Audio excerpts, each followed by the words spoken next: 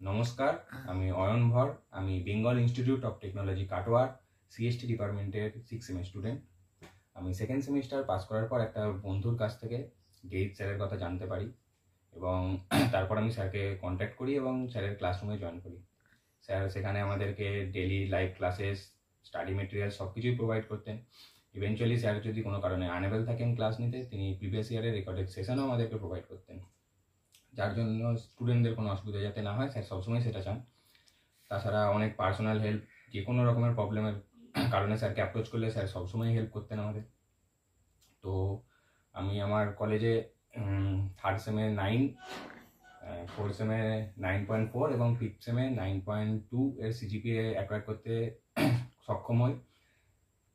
আমি স্যারের ক্লাসরুমে জয়েন থেকে অনেক রকমভাবেই হেল্প পেয়েছি আমার নিজের পড়াশোনার দিকে।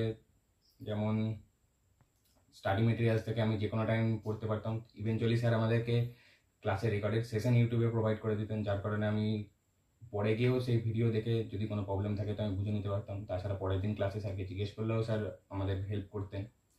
তো আমি এই স্যারের ক্লাসরুমের সাথে জয়েন থাকতে পেরে খুবই খুশি হচ্ছি।